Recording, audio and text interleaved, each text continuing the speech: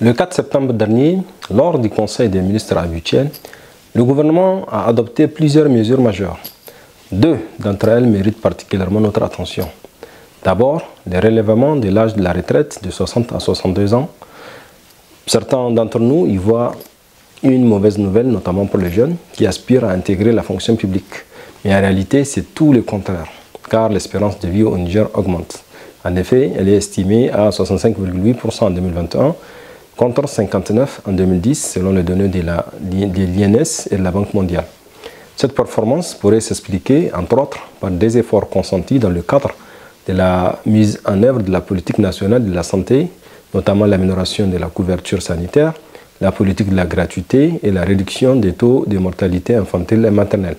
Et avec le temps, les agents publics acquièrent ainsi une expérience précieuse, indispensable au bon fonctionnement de l'État. Le fait de le garder 2 années de plus, c'est éviter de perdre brutalement un capital humain essentiel, voire irremplaçable, et assurer une meilleure transmission des compétences aux nouvelles générations. Et quant à l'emploi des jeunes, il ne dépend pas du départ à la retraite de leurs aînés, mais surtout de la capacité de l'économie à créer de nouvelles opportunités. Ensuite, quant à l'évaluation annuelle des agents de l'État, soyons francs. L'administration nigérienne souffre depuis longtemps de problèmes récurrents tels que l'absentéisme, la lenteur, le manque d'efficacité, etc. Donc le fait d'introduire une évaluation régulière, c'est instaurer une culture de la performance et de la responsabilité. Chaque agent saura que son travail compte, qu'il est mesuré et reconnu. Les plus performants devraient être valorisés et ceux qui manquent à leur devoir devraient bénéficier d'un accompagnement adapté. C'est grâce entre autres à des formations, ce qui devrait leur permettre de s'améliorer. Donc une telle réforme, déjà appliquée avec succès dans d'autres pays comme le Rwanda ou le Ghana, peut transformer notre administration en un véritable moteur de développement. Ces deux mesures, donc l'allongement de l'âge de la retraite et l'évaluation annuelle des agents, ne sont pas des simples ajustements techniques. Elles sont stratégiques pour relever les grands défis du Niger, ce pour 4 raisons essentielles. Donc, premièrement, réduire la pauvreté en rendant l'État plus efficace dans la gestion des ressources. Deuxièmement, améliorer la gouvernance en renforçant la capacité des citoyens de leurs institutions.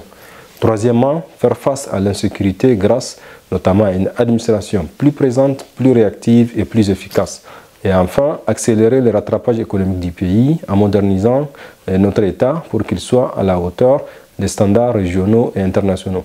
Bien sûr, il reste des défis encore énormes à relever et pour éviter que les 2 réformes précédemment évoquées ne restent que de simples effets d'annonce, elles nécessitent des moyens, une volonté politique forte et des outils modernes. Et là encore, la jeunesse nigérienne peut jouer un rôle central. Et en effet, nos startups, nos innovateurs ainsi que nos ingénieurs peuvent fournir des solutions numériques nécessaires pour suivre efficacement et évaluer de manière efficiente les agents de l'État. En résumé, donc, le fait de relever l'âge de la retraite et instaurer une évaluation annuelle des agents, ce n'est pas seulement réformer la fonction publique, c'est poser les bases d'un État plus fort, plus efficace et plus juste. Un État capable de créer un environnement favorable au travail, à la prospérité et au développement de notre pays.